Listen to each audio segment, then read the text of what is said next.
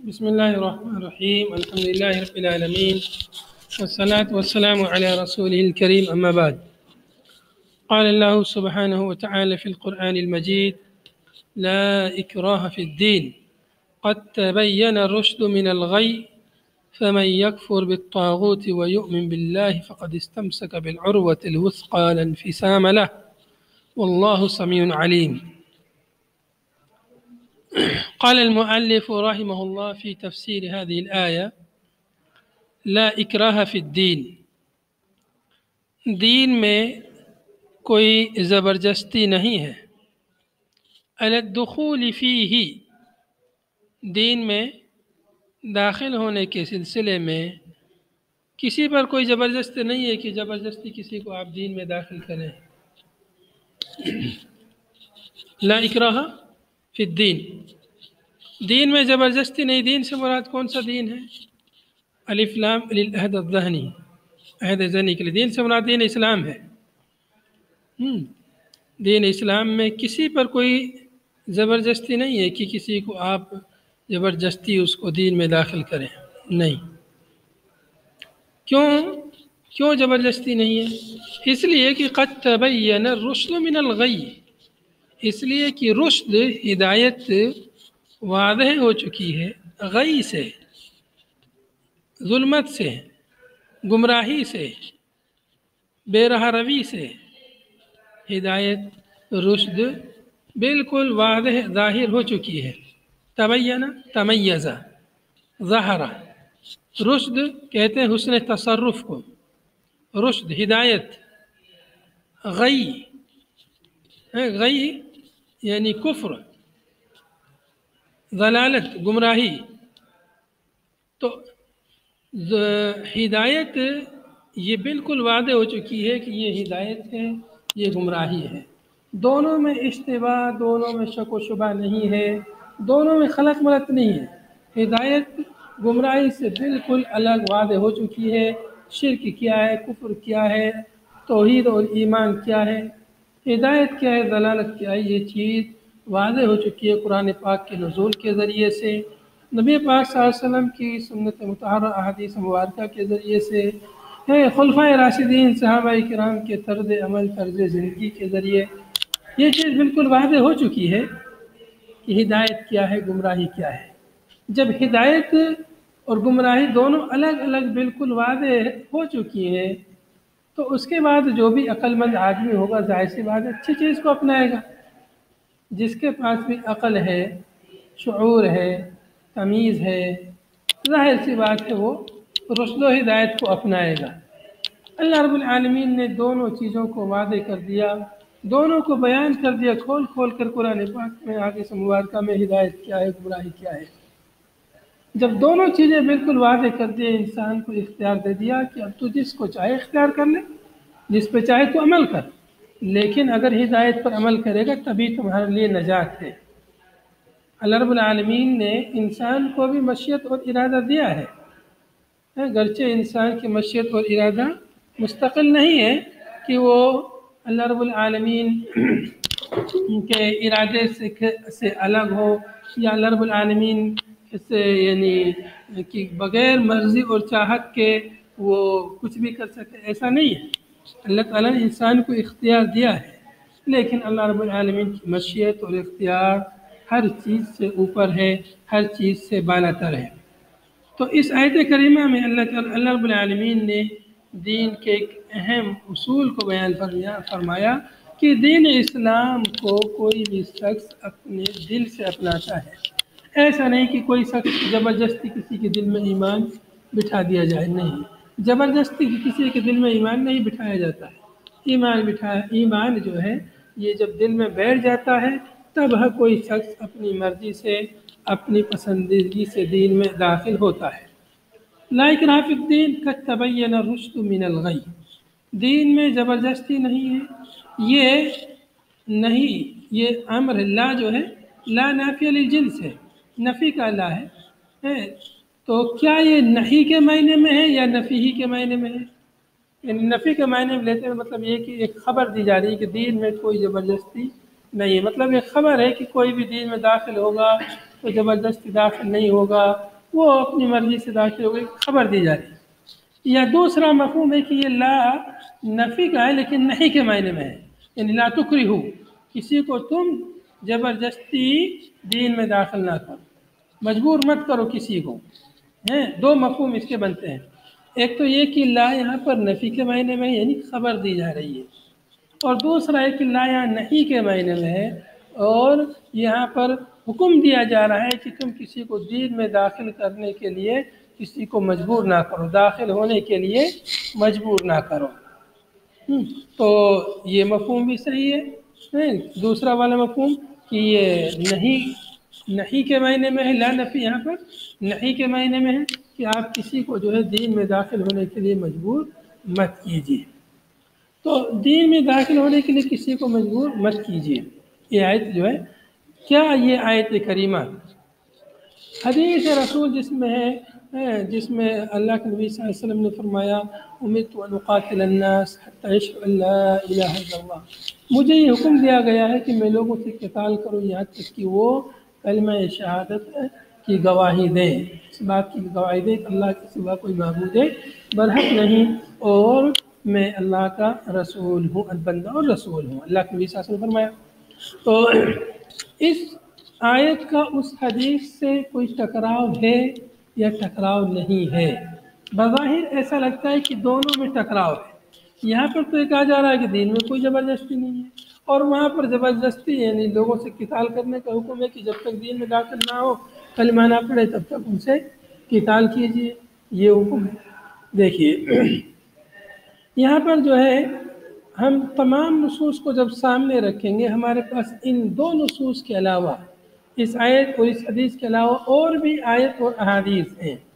سورہ توبہ میں ایک آیت ہے جس میں ہے کہ وقاتلوا، جس میں ہے کہ تم ان لوگوں سے قتال کرو جو ایمان نہیں لائے، حتی یؤتوا الجزیہ، آگے آیت میں اس طرح ہے، یہاں تک کہ وہ جزیہ ادا کریں، یہاں تک کہ وہ جزیہ ادا کریں، جزیہ ادا کرنے تک کا حکم ہے۔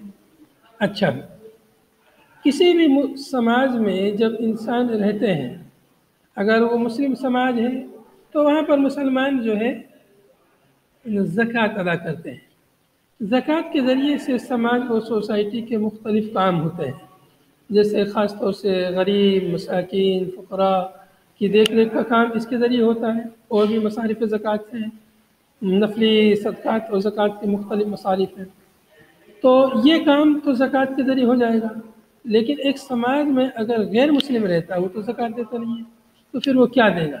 تو وہ مسلم سماج میں رہے گا تو اس کو جزیہ دینا ہوگا، یا اگر وہ مسلمانوں کے انڈر میں ہے، ماتحتی میں ہے، تو اس کو جزیہ ادا کرنا پڑے گا اگر وہ زکوٰۃ ادا نہیں کر رہا ہے۔ اس لیے اللہ کے نبی صلی اللہ علیہ وسلم جب جہاد کے لیے لوگوں کو بھیجتے تھے تو انہیں 3 باتوں کی نصیحت کرتے تھے، خصوصی 3 باتوں کی خصوصی نصیحت کرتے تھے، اور بھی بہت ساری نصیحتیں ہیں لیکن 3 یعنی ضروری تھی۔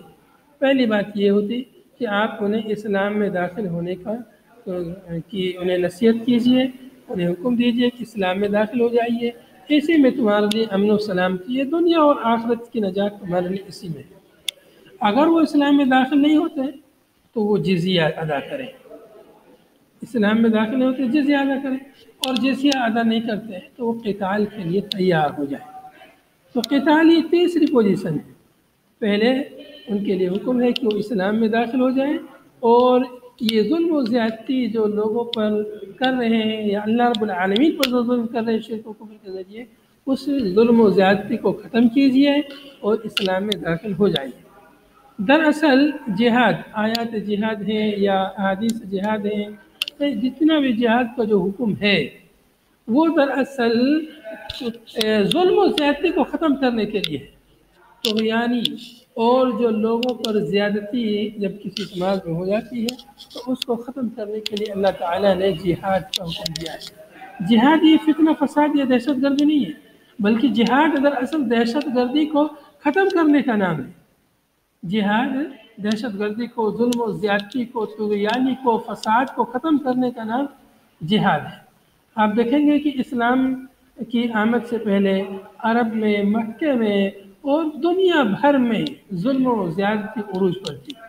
اللہ پر تو ظلم تھا ہی، انسانوں پر بھی ظلم تھا، انسان انسان کو غلام بنا کر لیتا تھا، عورت کو دنیا میں جینے کا حق نہیں تھا، اور نہ جانے کتنی قسم کی ظلم و زیادتی تھی۔ اسلام آیا اور تمام ظلم و زیادتی کو ختم کیا، اور اسلام نے بہت ہی پیار، سکون اور اطمینان کے ساتھ ان ظلم و زیادتیوں کو ختم کرنے کی حتی الامکان کوشش کی، لیکن جب ظلم کا سر حد سے زیادہ اٹھا تب اسلام نے ان کا مقابلہ جو اسی انداز میں کیا جس انداز میں ظلم و زیادتی لوگ کر رہے تھے، اس کو اسی طرح سے ان کا مقابلہ کیا۔ یعنی کفار نے مسلمانوں کو ختم کرنے کے لیے جنگ کی تو مسلمانوں نے بھی ان کا مقابلہ اسی طرح سے کیا۔ اور پھر چونکہ کفر جو ہے اور ظالم لوگ کبھی بھی موقع پا کر ظلم کر دیتے ہیں، تو اس لیے پھر ظلم کو ختم کرنے کے لیے مسلمانوں نے آگے پیش قدمی کی، اور ایسے ہی ظالم لوگ، کافر لوگ کبھی بھی یہ جو ہے ظلم کر سکتے ہیں، کبھی بھی لوگوں پر جو ہے زیادتی کر سکتے ہیں، کبھی بھی کفر کر سکتے ہیں، اور ایسے ہی اللہ رب العالمین کی اطاعت اور بندگی کی راہ میں کبھی بھی روڑا بن سکتے تھے۔ اس لیے مسلمانوں نے پیش قدمی کی، اور مکہ اور مدینہ کے باہر، عرب کے باہر بھی جہاں کہیں بھی ظلم و زیادتی ہو رہی تھی لوگوں پر یا اللہ رب العالمین پر، اس ظلم و زیادتی کو ختم کرنے کے لیے پھر مسلمانوں نے عرب کے باہر کی طرف پیش قدمی کی اور وہاں سے ظلم و زیادتی کو مٹایا۔ صرف عرب ہی میں نہیں، دنیا بھر میں جو ہے سلاطین کی ظلم و زیادتیاں عروج پر تھیں۔ اس ظلم و زیادتی کو ختم کرنے کے لیے مسلمان جو ہے وہاں سے باہر نکلے، اور اس طرح سے جہاد کرتے ہوئے پوری دنیا میں انہوں نے امن و سکون کا سکہ گاڑا اور ظلم و زیادتی کو نیست و نابود کیا۔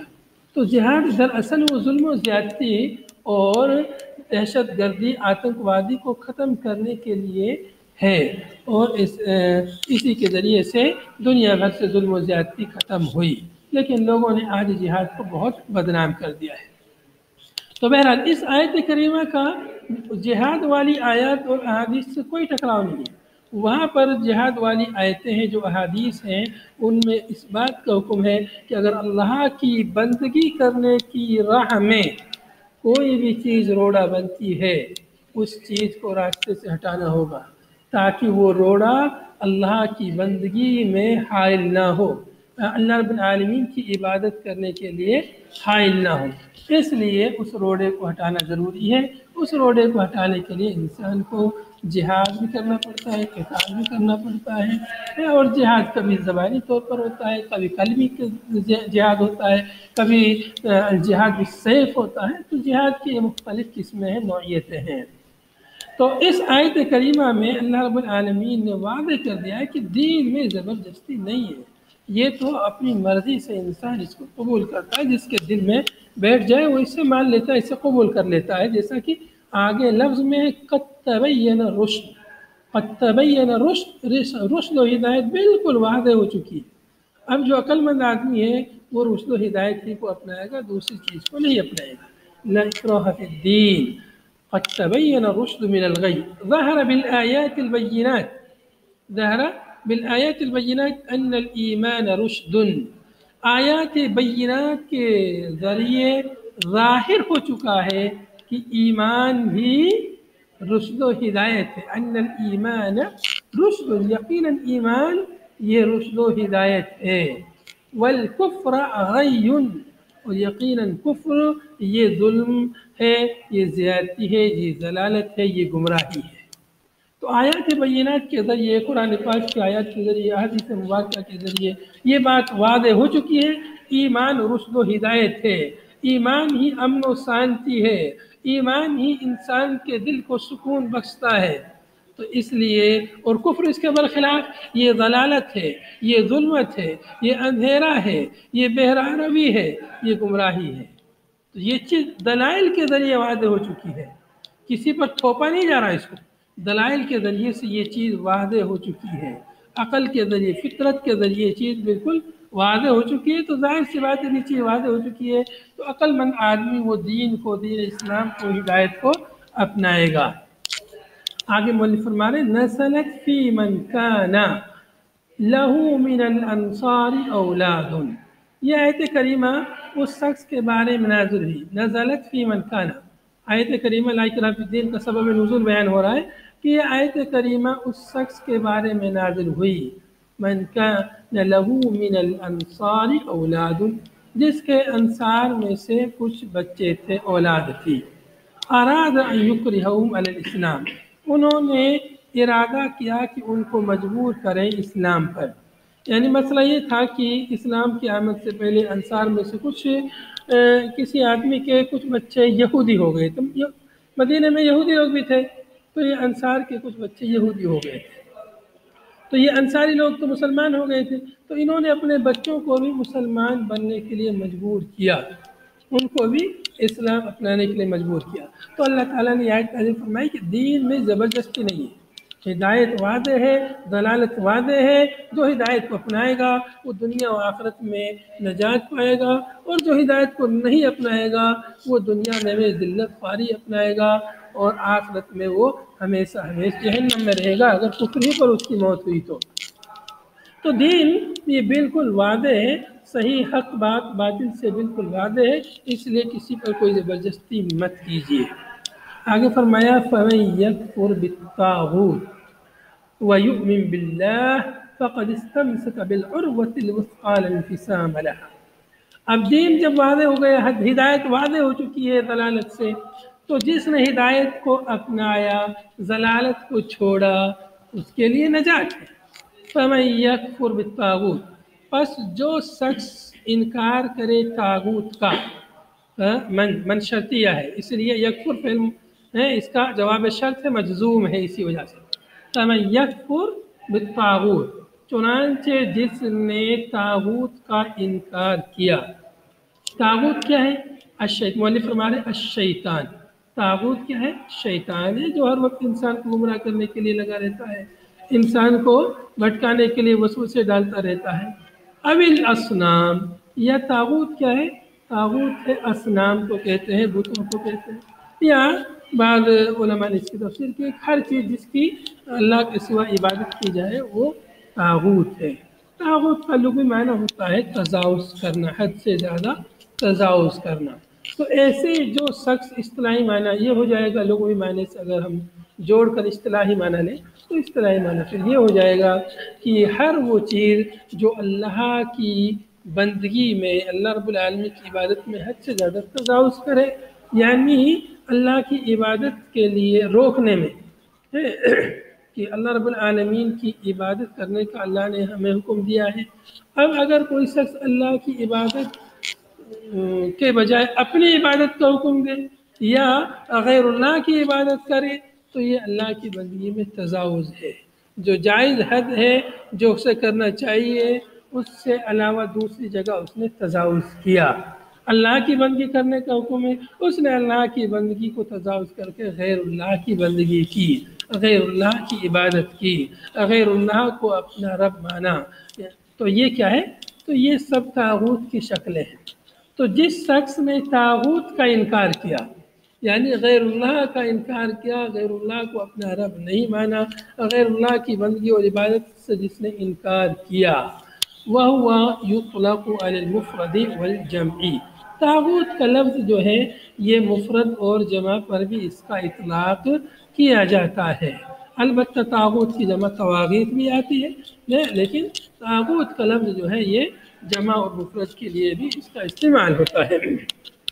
वयुमिन बिल्लाह, जिस शख्स ने कुफ्र किया तागूत का इनकार किया, वयुमिन बिल्लाह, और अल्लाह पर ईमान लाया, फ़क़द इस्तमसक बिलउर्वतिल वस्क़ा, तहकीक के उसने मजबूती से पकड़ लिया उर्वतुल वस्क़ा को, जिसने अब यहाँ पर देखेंगे आयत करीमा फमन यकफुर बिल्लाह फमन यकफुर बित्तागूत फमन यकफुर बित्तागूत व युमिन बिल्लाह, जिस शख्स ने तागूत का इनकार किया और अल्लाह पर ईमान लाया।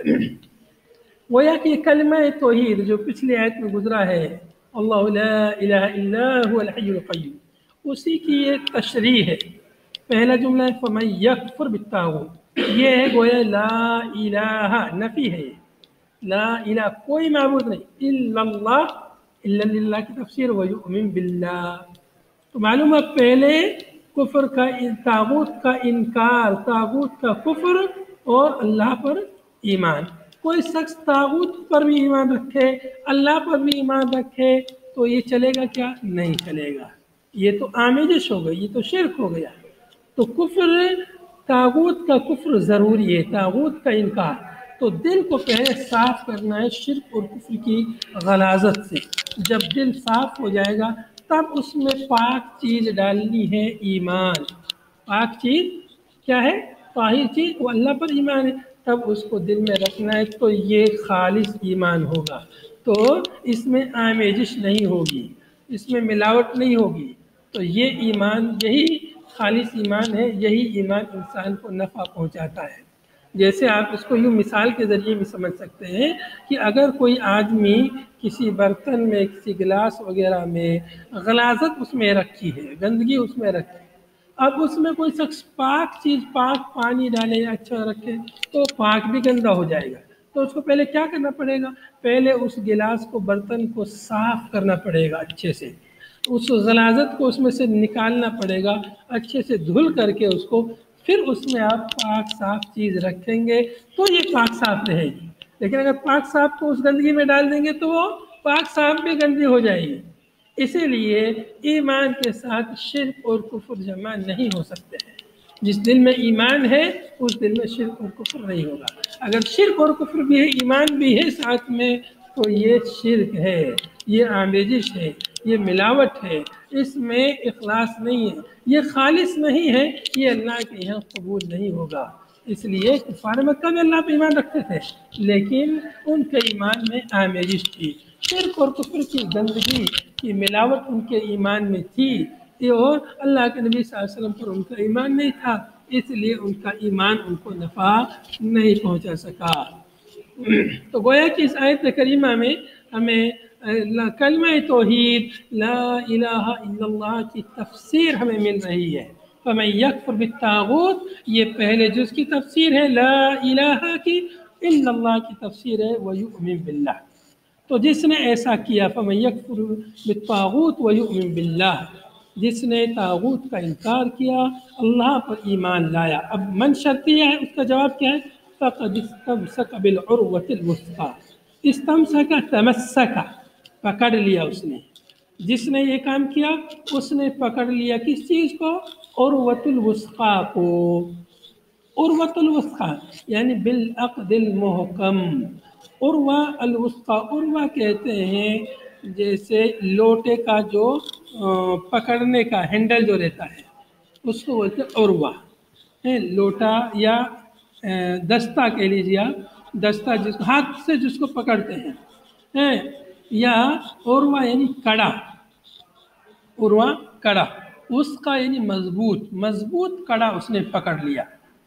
تو آپ جیسے کہیں پر آپ کھڑے ہیں، وہاں سے گرنے کا ڈر ہے، اگر آپ کڑا ہو، مضبوط کو پکڑ لیا تو اب آپ کو گرنے کا ڈر نہیں ہے، پھسلنے کا ڈر نہیں ہے۔ تو ایسے ہی جس نے اللہ پر ایمان لایا اور ایمان لانے کے ساتھ طاغوت کا انکار کر دیا تو گویا کہ اس نے عروۃ الوثقیٰ کو پکڑ لیا، یعنی کلمہ توحید جس نے پڑھا اس پر عمل کیا۔ کلمہ توحید کا مطلب کیا ہے؟ باقی باطل معبود کا انکار کرنا، صرف ایک اللہ کی عبادت کرنا، تو یہ کلمہ توحید کا مطلب۔ تو جس نے ایسا کیا اس نے مضبوط وثقیٰ پکڑ، وثقیٰ، عروۃ الوثقیٰ اس نے پکڑ لیا، مضبوط کڑا اس نے پکڑ لیا۔ اب اس کو کوئی ڈر نہیں ہے پھسلنے کا، اس کے دل میں ایمان جاگوزی ہو چکا ہے، اللہ پر اس کا ایمان مضبوط ہو چکا ہے، اب اس کو کسی سے ڈرنے کی ضرورت نہیں ہے، وہ صرف اپنے رب سے ڈرتا ہے، اس کے علاوہ غیر اللہ سے نہیں ڈرتا ہے۔ تو مضبوط وثقیٰ، عروۃ الوثقیٰ، مضبوط کڑا اور مضبوط دستہ اس نے اپنے ہاتھ میں تھام لیا ہے۔ اب لانفصام لہا، ایسا وثقیٰ، ایسا عروۃ الوثقیٰ پکڑا ہے جس میں کوئی انفصام نہیں ہے، جس میں کوئی شکستگی نہیں ہے، جس میں کوئی ٹوٹ پھوٹ نہیں ہے، جس میں کوئی انقطاع نہیں ہے، ایسے عروہ کو اس نے پکڑ لیا ہے۔ تو کلمہ توحید یہ بہت مضبوط، سب سے مضبوط جو ہے انسان کی نجات کا ذریعہ ہے۔ لا انقسام لا یعنی لا انقطاع لا، اس کے لیے کوئی انقطاع نہیں، جس عروۃ الوثقیٰ میں عروۃ الوثقیٰ بالعقد المحکم، عقد محکم یعنی مضبوط کڑا، تو بڑی یعنی مضبوطی کے ساتھ، بالعقد المحکم یعنی بڑی مضبوطی کے ساتھ، یعنی اس میں لا انقسام لا، ایسی مضبوطی کے ساتھ کہ اس میں کچھ کمی نہ ہو، اس میں انقطاع نہ ہو، اس میں ٹوٹ پھوٹ نہ ہو، کمزوری نہ ہو، ایسے اس کو پکڑ لیا۔ واللہ سمیع علیم، اللہ تعالیٰ سمیع ہے، اللہ تعالیٰ سمیع ہے، سننے والا ہے، لما یقال جو کچھ بھی کہا جائے، جو کچھ بھی کوئی کہے پڑھے، علیم بما یفعل اللہ تعالیٰ جانتا ہے اس کو جو کچھ بھی کیا جائے۔ تو جو آدمی جو پڑھے گا، کلمہ پڑھے یا کچھ بھی کہے، اللہ اس کو سنتا ہے، علیم بما یفعل جو کچھ بھی انسان کرتا ہے اللہ تعالیٰ اس کا علم رکھتا ہے۔ اللہ ولی الذین آمنوا، اللہ تعالیٰ ولی ہے ان لوگوں کا جو ایمان لائے، ولی یعنی ناصر، اللہ ولی الذین آمنوا، اللہ تعالیٰ ولی ہے ان لوگوں کا جو لوگ ایمان لائے۔ تو اللہ ولی ہے یعنی ولی کا مطلب ناصر ہے، اللہ تعالیٰ مددگار ہے ان لوگوں کا جو لوگ ایمان لائے۔ تو اللہ ولی ہے ایمان والوں کا، اس کا دوسرا مفہوم یہ ہوا کہ مومن ولی ہے اللہ کے۔ ظاہر سی بات ہے جب کوئی کسی کا ولی ہوتا ہے، دوست ہوتا ہے، تو دوسرا بھی اس کا دوست ہوتا ہے۔ کوئی کسی سے آپ میرے دوست ہیں، اس کا مطلب یہ ہوا کہ میں بھی آپ کا دوست ہوں۔ تو ایسے ہی اللہ ولی الذین آمنوا، اللہ تعالیٰ ولی ہے ان لوگوں کا جو ایمان لائے، تو ایسے ہی ایمان والے بھی اللہ کے ولی ہیں۔ معلوم ہوا کہ اللہ کے ولی کون ہوتے ہیں؟ مومن لوگ اللہ کے ولی ہوتے ہیں۔ ولی ہونے کے لیے ایسا نہیں ہے کہ اس کے لیے کوئی اللہ رب العالمین کی طرف سے ان کے لیے کوئی وحی نازل ہوتی ہے، جیسے انبیاء کے لیے وحی نازل ہوتی تھی۔ ایسا نہیں ہے کہ اللہ کی طرف سے ان کو الہام ہوتا ہو کہ تم اللہ کے ولی ہو، لوگوں کو بتلا دو، ایسا نہیں ہے۔ ولی ہونے کے لیے ایسا بھی ضرور نہیں ہے کہ اس کے پاس کرامتیں آتی ہوں۔ ولی ہونے کے لیے ایسا ضروری نہیں ہے کہ کرامتیں آئیں تبھی جو ہے وہ ولی ہوگا۔ کرامتیں برحق ہیں، لیکن کرامتوں کو ایسا کوئی ضابطہ نہیں بتایا گیا ہے کہ کرامتیں ہوں گی تبھی وہ اللہ کا ولی ہوگا۔ اللہ کے ولی ہونے کے لیے ایمان پہلی شرط ہے، بنیادی شرط ہے، اور جتنا زیادہ پھر اس انسان کا ایمان بڑھے گا، اس میں اضافہ ہوگا، ایمان مضبوط ہوگا نیک اعمال کے ذریعے، اتنا ہی بڑا وہ اللہ کا ولی ہوگا۔ وہ سب ولی نہیں ہے جو سب مزاروں پر بیٹھ کر کے نہ نماز پڑھتے ہیں، نہ روزہ رکھتے ہیں، اور کہتے ہیں کہ نماز ان سے اٹھا لی گئی ہے، نماز ان سے معاف کر دی گئی، نعوذ باللہ۔ نماز تو اللہ تعالیٰ نے اپنے نبی محمد صلی اللہ علیہ وسلم سے بھی معاف نہیں کی، ان سے معاف نہیں کی تو اور کسی سے معاف کیسے ہو سکتی ہے؟ تو اس طرح سے بہت سارے ایسے گندے اور ننگے پیر ولی بنے بیٹھے اس دنیا میں آج، جو دین سے بہت دور ہیں، کوسوں دور ہیں، ایسے لوگ ولی بنے بیٹھے۔ وہ ولی نہیں ہیں، وہ اللہ کے ولی نہیں، وہ شیطان کے ولی ہیں۔ وہ شیطان کے ولی ہے جو لوگ نہ نماز پڑھتے ہیں، نہ روزہ رکھتے ہیں، اور دعویٰ کرتے ہیں کہ اللہ تعالیٰ نے ہم سے نماز روزے کو اٹھا لیا، نعوذ باللہ۔ اللہ ولی الذین آمنوا، اللہ تعالیٰ ولی ہے، ناصر ان لوگوں کا جو ایمان لائے۔ یخرجہم من الظلمات، اللہ تعالیٰ انہیں نکالتا ہے ظلمات سے، اللہ تعالیٰ نکالتا ہے ظلمات سے، اندھیروں سے نکالتا ہے، کفر سے نکالتا ہے، الی النوری، نور کی طرف، ایمان کی طرف، نور یعنی ایمان، ایمان کی طرف اللہ رب العالمین روشنی کی طرف انہیں نکالتا ہے، یعنی لے کے آتا ہے۔ ظلمات میں تھے لوگ پہلے، اندھیروں میں تھے، شرک اور کفر میں تھے، اللہ تعالیٰ نے ان کو ان سے نکالا اور اسلام کی طرف اللہ تعالیٰ انہیں لے آیا۔ ظلمات جمع ہے، نور یہاں پر مفرد ہے۔ ظلمات جمع اس لیے کہ اندھیرا زیادہ ہوتا ہے، اندھیرا یعنی ظلمتیں ہیں، گمراہیاں زیادہ ہوتی ہیں، اس کے طریقے متعدد ہوتے ہیں بہت، اور جبکہ نور مفرد ہے اس لیے کہ حق وہ ایک ہی ہے، حق کا راستہ ایک ہی راستہ ہے، اور وہ کتاب و سنت کا راستہ ہے، اور وہ دین اسلام کا راستہ ہے۔ والذین کفروا اولیاءہم الطاغوت، اور وہ لوگ جنہوں نے کفر کیا، وہ لوگ جنہوں نے کفر کیا، یہ لوگ اولیاء ہیں طاغوت کے، اور ان کے اولیاء کون ہیں؟ طاغوت ان کا اولیاء ہے۔ اور مومنین کا اولیاء کون ہے؟ مومنین کا ولی کون ہے؟ دیکھو یہاں پر ولی ہے اللہ، ولی اللہ اکیلا، اس لیے ولی بھی مفرد ہے، اور یہاں پر اولیاء آیا ہے کفار کے بہت سارے، ان کے تواغیت ہیں، ان کے اولیاء بہت سارے ہیں، کفار کے کافرین کے طاغوت جو ہے بہت سارے باطل معبود ہیں، بہت سارے انہوں نے اولیاء بنا رکھے ہیں۔ مومنین کا ولی ایک ولی ہے اور وہ اللہ رب العالمین ہے، اور کافرین کا اولیاء طاغوت ہے، یخرجونہم من النور، یہ طواغیت ان کو نکالتے ہیں نور سے ظلمات کی طرف، اندھیرے کی طرف، نور سے ظلمات کی طرف نکالتے ہیں۔ تو کیا پہلے وہ نور میں تھے تب انہیں نکالتے ہیں، یا کیا مطلب ہے اس کا؟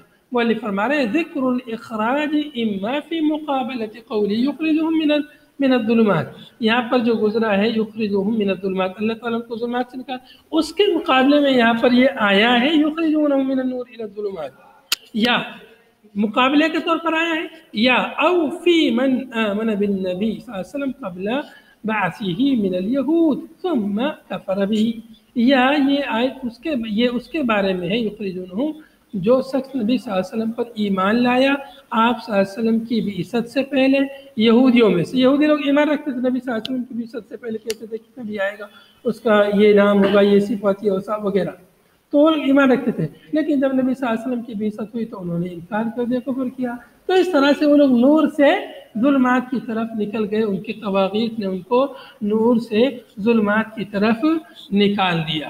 یا ایک مفہوم اس کا یہ بھی بنتا ہے، تیسرا مفہوم اس کا یہ بھی بنتا ہے کہ ان کے پاس اختیار ہے، چاہے تو نور کو لے لیں یا ہدایت کو لے لیں، تو اگر یہ نور کو نہیں لیتے ہیں، ہدایت اور نور کو نہیں لیتے ہیں، ظلم کو اختیار کرتے ہیں، کفر کو اختیار کرتے ہیں، تو گویا کہ یہ لوگ نور سے روشنی کی طرف جا رہے ہیں۔ ان کے سامنے دونوں آپشن ہیں، چاہے تو وہ نور کو، روشنی کو اپنا لیں یا اندھیرے کو اپنا لیں، چاہے تو ہدایت کو اپنا لیں چاہے تو گمراہی کو اپنا لیں، دونوں آپشن ہیں۔ اب وہ ہدایت کو چھوڑ کر کے گمراہی کو اپنا رہے ہیں، تو گویا کہ وہ لوگ ہدایت سے نکل کر کے گمراہی میں جا رہے ہیں۔ اولئک اصحاب النار، یہی لوگ اصحاب نار ہیں، ہم فیہا خالدون، اس میں وہ ہمیشہ ہمیشہ رہیں گے، ہمیشہ رہیں گے جہنم میں۔ کیوں؟ اس لیے کہ یہ کفر کی حالت میں لوگ مرے ہیں۔ تو اس طرح سے اس آیت کے ذریعے معلوم ہوا کہ اللہ رب العالمین مومنین کا ولی ہے، مومنین اللہ کے ولی ہیں، اور اللہ تعالیٰ انہیں ظلمات اور اندھیرے سے آیتوں کو واضح کر کے، آیتوں کو بیان کر کے اللہ تعالیٰ ان کو ظلمات سے، اندھیرے سے، گمراہی سے روشنی کی طرف لے کے آتا ہے، نکالتا ہے، جبکہ کفار کے اولیاء طواغیت ہیں، کفار کے اولیاء شیاطین ہیں، اور یہ شیاطین ان کو نور سے، روشنی سے، ہدایت سے ظلمت اور اندھیرے کی طرف، گمراہی کی طرف لے کر جاتے ہیں۔ آخر میں اللہ تعالیٰ سے دعا ہے اللہ تعالیٰ ہمیں ان آیات کو سمجھنے، ان پر عمل کرنے کی توفیق عطا فرمائے۔ هذا وصلی اللہ وسلم علی نبینا محمد وعلی آلہ وصحبہ اجمعین، سبحانک اللہم وبحمدک، نشہد ان لا الہ الا انت، نستغفرک ونتوب الیک۔ السلام علیکم ورحمۃ اللہ وبرکاتہ۔